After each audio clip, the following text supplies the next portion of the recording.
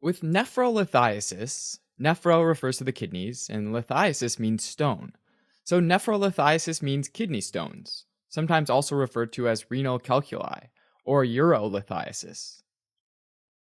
Kidney stones form when solutes in the urine precipitate out and crystallize. And although these most commonly form in the kidneys themselves, they can also form in the ureters, the bladder, or the urethra. Now, urine's a combination of water, which acts as a solvent, and all sorts of particles, or solutes. In general, when certain solutes become too concentrated in the solvent, they become supersaturated. Urinary supersaturation of certain solutes results in precipitation out of the solution and the formation of crystals. Those crystals then act as a nidus, or a place where more solutes can deposit, and over time it builds up a crystalline structure. This can happen if there's an increase in the solute or a decrease in the solvent, as would be the case with dehydration.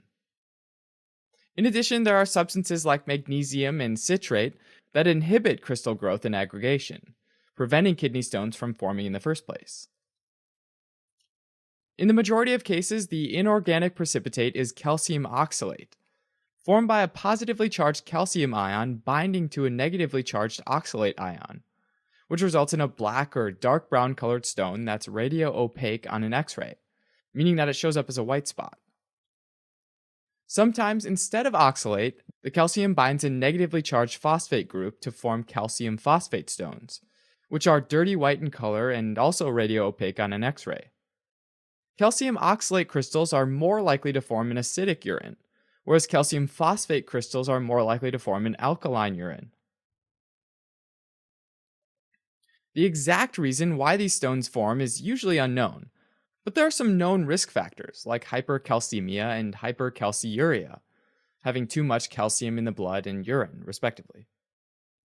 Hypercalcemia can result from increased calcium absorption in the gastrointestinal tract, as well as hormonal causes like primary hyperparathyroidism. Hypercalciuria can result from impaired renal tubular reabsorption of calcium, which leaves a lot of calcium behind in the tubule. For the calcium oxalate stones, hyperoxaluria is a risk factor as well, and it can be due to a genetic defect that increases oxalate excretion, a defect in liver metabolism, or a diet heavy in oxalate-rich foods like rhubarb, spinach, chocolate, nuts, and beer. There are also uric acid stones, which are red-brown in color and radiolucent under an X-ray, meaning that they're transparent to X-rays and don't usually show up very well. At a physiologic pH, uric acid loses a proton and becomes a urate ion, which then binds sodium, forming monosodium urate, which crystallizes and ultimately forms uric acid stones. Since uric acid is a breakdown product of purines, a very common reason for high levels of uric acid is consuming lots of purines. Purine-rich food includes shellfish, anchovies, red meat, or organ meat. High levels of uric acid can also cause gouty arthritis, most commonly in the first metatarsal joint, which is the base of the big toe. A fourth type are struvite stones, sometimes called infection stones, which are a composite mix of magnesium, ammonium, and phosphate.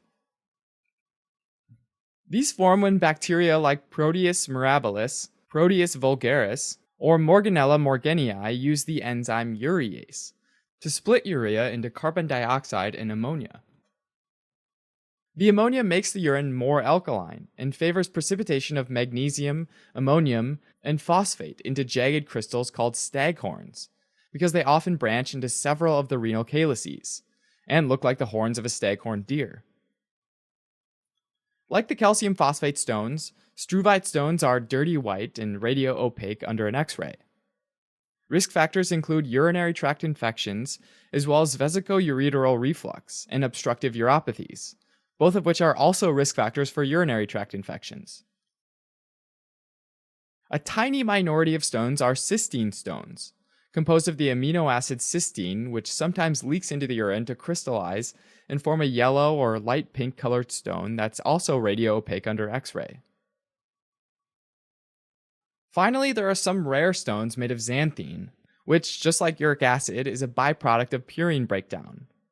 These stones, also like uric acid stones, are red-brown in color and radiolucent under an X-ray. Kidney stones can cause dull or localized flank pain in the mid to lower back on both sides, as well as renal colic, which is a sharp pain and is a bit of a misnomer because the pain's usually constant rather than intermittent.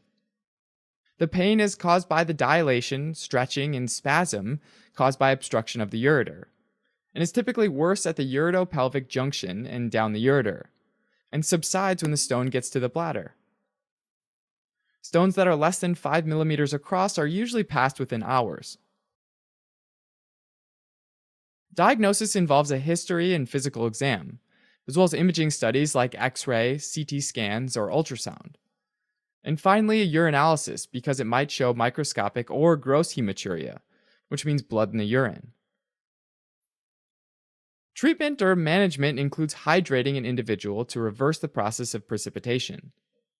Also, medications might be given to help reduce pain, reduce stone formation, like potassium citrate, and to help stones pass through, like alpha adrenergic blockers and calcium channel blockers.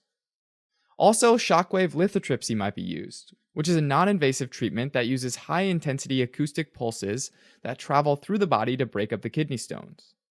Finally, surgery and stent placement might be needed for larger stones. Alright, as a quick recap. Nephrolithiasis is the formation of kidney stones, which form when solutes precipitate out into crystals in the urine.